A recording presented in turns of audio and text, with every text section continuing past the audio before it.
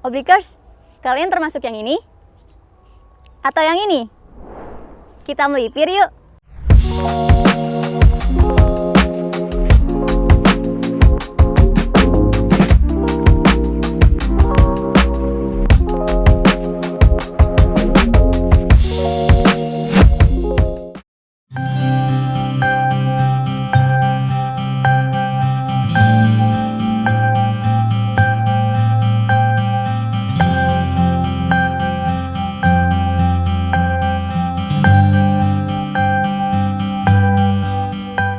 Wait.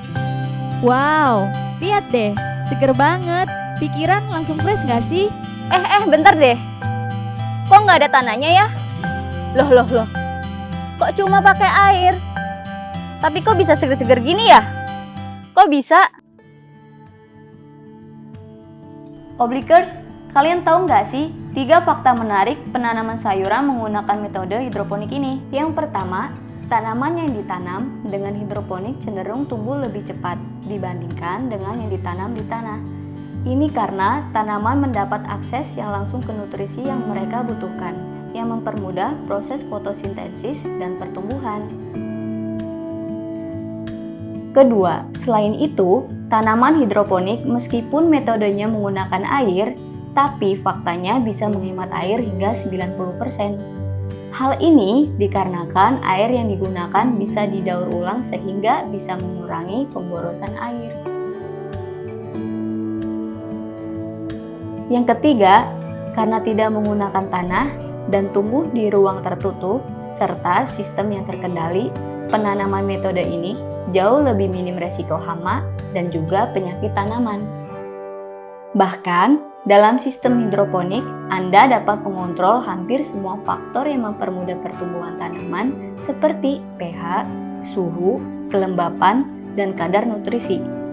Ini memungkinkan hasil pertanian yang lebih optimal dan dapat mengurangi ketergantungan pada kondisi cuaca. Oblikers, jadi sekarang kita lagi di kebun hidroponik milik Mas Faruk yang berada di Bangil, Pasuruan, Jawa Timur loh.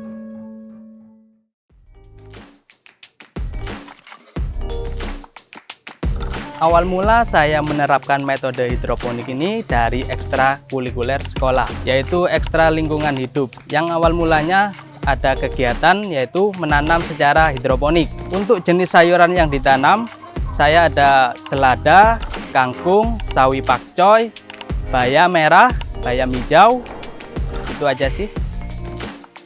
Banyak jenis sayuran yang dapat tumbuh dengan baik menggunakan metode hidroponik, seperti yang disebut Mas Faruk tadi. Sayur-sayuran ini umumnya jenis sayuran yang memiliki kebutuhan nutrisi yang tidak terlalu tinggi dan bisa berkembang dengan cepat dalam sistem hidroponik.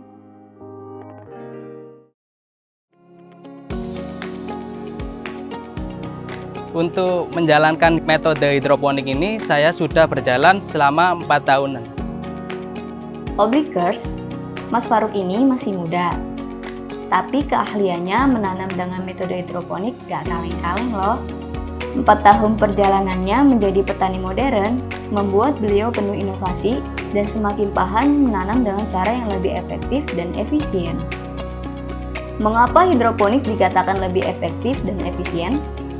Karena mampu menghasilkan pangan dengan cara yang lebih ramah lingkungan, hemat air, dan mengurangi ketergantungan pada lahan subur. Sistem ini juga memberikan solusi untuk mengatasi tantangan besar dalam pertanian modern, seperti kekurangan air, perubahan iklim, dan terbatasnya lahan pertanian.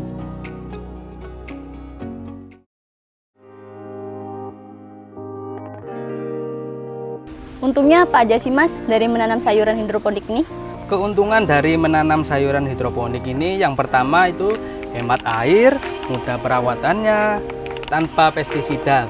Selama menerapkan metode ini, ada kendala nggak sih Mas? Apa tips atau solusi dari Mas Faruk untuk mengatasinya? Untuk masalah sih ada saja ya, seperti hama, hama ulat. Untuk cara mengatasinya, yaitu menggunakan pestisida nabati, yaitu yang terbuat dari bahan-bahan alami. Bedanya pestisida nabati sama kimia apa sih Mas? Untuk pestisida kimia itu mengandung bahan kimia yang berbahaya untuk tubuh. Kalau untuk pestisida nabati yang aman digunakan menggunakan bahan-bahan alami sehingga aman untuk dikonsumsi.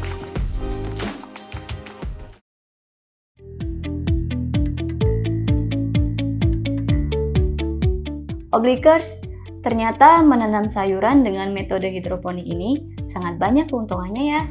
Gak ribet, gak perlu lahan yang luas, dan yang pasti bisa kalian lakuin di mana aja. Selain itu, hidroponik tetap bisa dijalani sebagai kegiatan sampingan karena tidak memerlukan waktu yang intensif.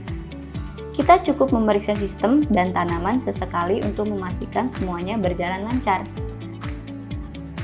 Untuk hasil panen saya langsung ke customer sih, end user gitu, kayak catering, kebab, gitu, restoran gitu.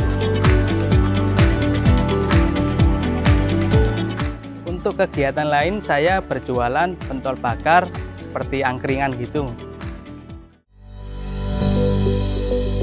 Wah, seru banget ya episode kali ini. Dengan mengenal inovasi penanam modern, banyak fakta menarik dan manfaat yang luar biasa. Siapa sangka ternyata bercocok tanam bisa jadi sekeren ini. Oke Mas Faru, thank you ya sudah berbagi ilmu ke kita. Sama-sama Kak. Dan Obligers, next kita melipir kemana lagi ya?